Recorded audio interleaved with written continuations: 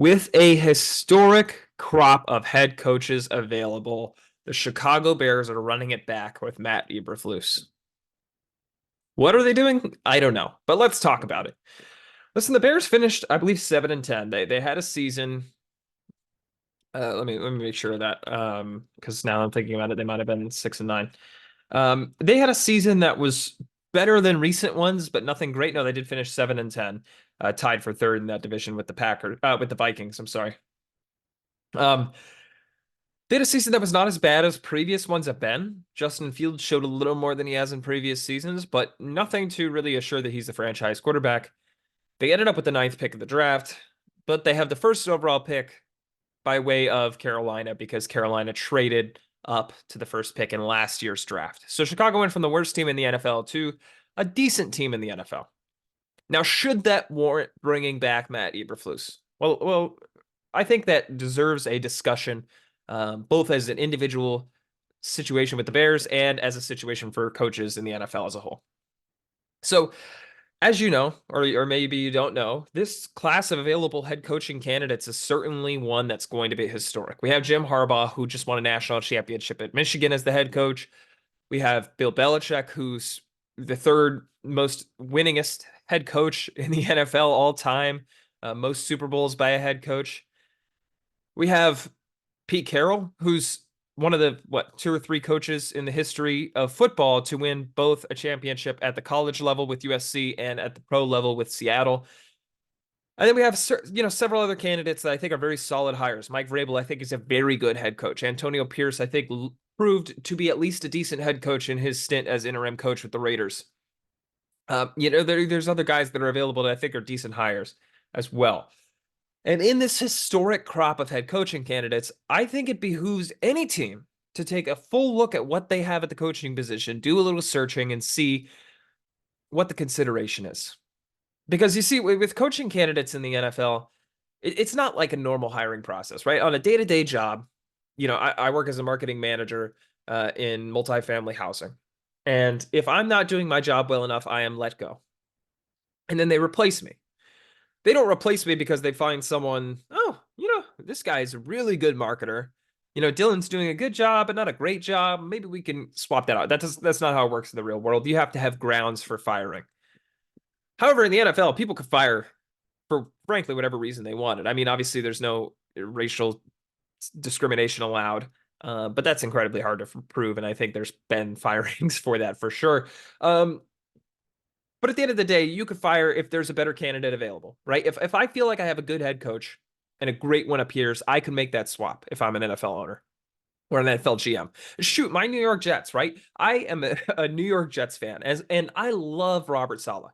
I was someone banging on the door when the 49ers were playing the Chiefs in the Super Bowl back with Jimmy Garoppolo at quarterback. I was banging on the door for Robert Saleh to be an NFL head coach.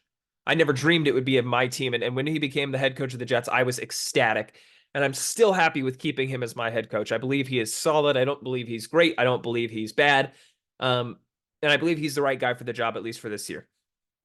However, if Jim Harbaugh wanted to be the head coach in the New York Jets, I love Robert Saleh. But if Jim Harbaugh wanted to be the head coach of the Jets and Aaron Rodgers was signing off on it, whew, that's a swap I'd make instantly.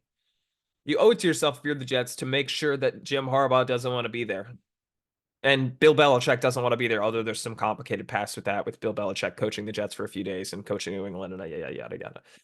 At the end of the day, every team should be wary of, if they have a decent coach, whether there's a better solution out there.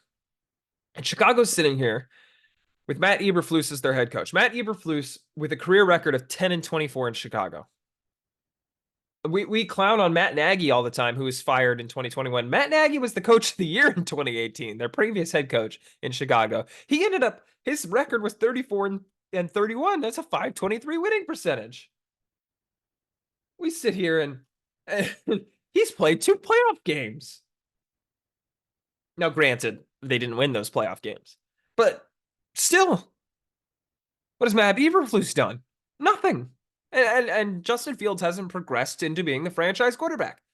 So we sit here in this historic head coaching vacancy with a potential opportunity to upgrade Matt Eberflus.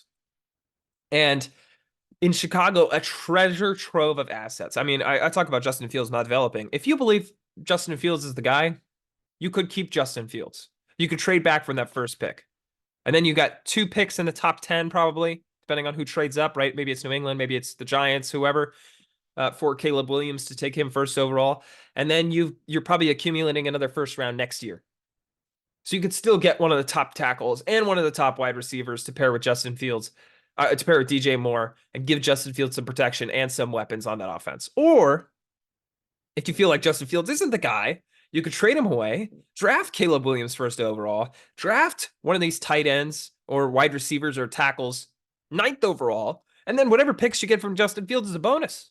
Mel Kiper Jr., draft analyst from ESPN, thinks that they could get another top 10 pick in the draft for Justin Fields. Now, I think that's ridiculous. I think he'll net a second plus, but still, that's great draft capital. And the way I see the draft falling out, Chicago's in a great spot at pick 9.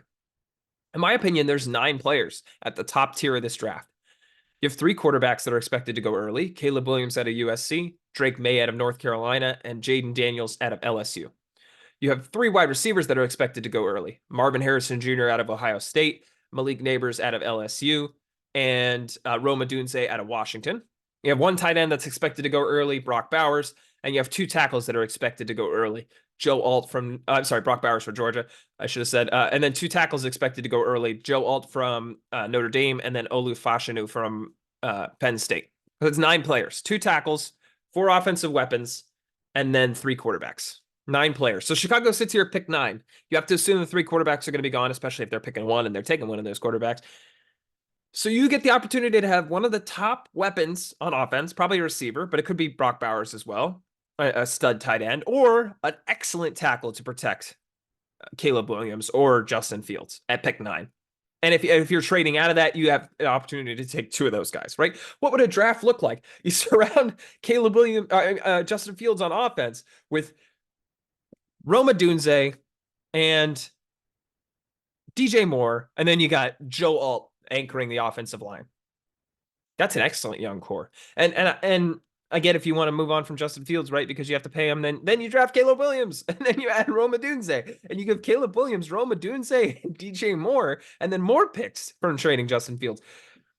The Chicago Bears are in a great position in the draft, a great trade they made last year. And you think that would be an attractive spot for a head coach, especially a head coach that could have some say on player personnel. And then you look at the head coaching candidates, and Bill Belichick's the guy I don't know that is particularly interested in Chicago. Pete Carroll could be fun in Chicago, although I don't know he's the perfect fit. But you have a guy in Jim Harbaugh. A guy in Jim Harbaugh who's had success pretty much every stop he's gone.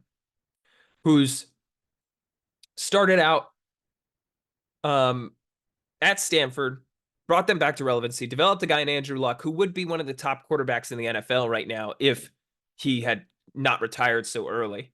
And then he goes on to the 49ers, takes them to a Super Bowl, makes Colin Kaepernick look like an MVP, an annual MVP candidate. And what's happened since Jim Harbaugh left? Colin Kaepernick, certainly declined and then, got blackballed by the league. But that's not the point of this video. And then Jim Harbaugh goes to Michigan, restores them to relevance, thrashes Ohio State in every meeting they have, and then takes them to the championship and wins it for Ann Arbor. You have a guy in Jim Harbaugh who's won at every level, who coached at the Chargers before, didn't have a lot of success with San Diego, but then went to Stanford, and then came after coaching with San Francisco, same metro area, came back to his alma mater in Michigan, came back to the Midwest. You know what else is quote unquote his alma mater? The Chicago Bears, where he started his playing career. And the Chicago Bears, also in the Midwest, would not be a far move for him. And the Chicago Bears would be a great spot for him to be able to take one of the best quarterbacks at first overall with this draft position. A guy who, in Jim Harbaugh, who's coming out of the college scene and knows exactly what college quarterbacks are worth the pick. Not a lot of scouting needs to be done when he's been scouting these guys all year as his opponents. And so you got a guy in Jim Harbaugh available and perfect for the job, seemingly. But you're sticking with Matt Eberflus. And listen, I'm not one to call for people's jobs. I'm not the guy to sit up here and say he should be fired. He's a bad coach, because I think there's always there's always scenarios, right? There's always caveats. There's always circumstances to every coach and quarterback and any player performance, any personnel performance, right? Maybe Eberflus is stuck with Justin Fields and he doesn't want to be, right? And maybe if you gave him a quarterback, he'd succeed. But I'm confident in saying Matt Eberflus is not one of the best coaches in the NFL. And I'm confident in saying Jim Harbaugh is one of the better coaches in the NFL once he gets hired by a professional team. So, in my mind, I don't care whether Matt Eberflus deserves to be fired. I frankly don't care. Because at the end of the day, if you need to make that upgrade, if you have the opportunity to make that upgrade, I don't know what the hell you're doing if you're not bringing Jim Harbaugh in. And maybe you've had calls with Jim Harbaugh and, behind the scenes kind of conversations, and Jim Harbaugh doesn't want to go there. But it's hard for me to believe with the draft capital that we talked about, with some of the most cap space in the NFL this offseason, with a team that's desperate to win, that despite 2 playoff games under Matt Nagy has not had a playoff win for years, since Lovie Smith was the head coach. 2012 was the last year Smith was the head coach. I don't know when their last playoff game was, but Mark Trestman was their head coach for 2 years, 406 winning percentage. John Fox was their head coach for 3 years, 291 winning percentage. We've already discussed Matt Nagy. At the end of the day, this franchise is desperate. They'd certainly pay the price for Jim Harbaugh. If the fact that Matt Eberflus hasn't gotten a quote unquote fair shake with his quarterback, if that's the reason you're keeping him around, I question what the hell the Chicago Bears are doing. Let me know what you think in the comments below. Do you think the Bears should move on from Eberflus? Should Jim Harbaugh be the guy? Should another guy be the guy? I mean, I didn't cover guys like Ben Johnson and Bobby Slowick that may be head coaching candidates. Let me know what you think in the comments below. Thanks for watching this Quick Thoughts episode. I hope you enjoyed. Peace out.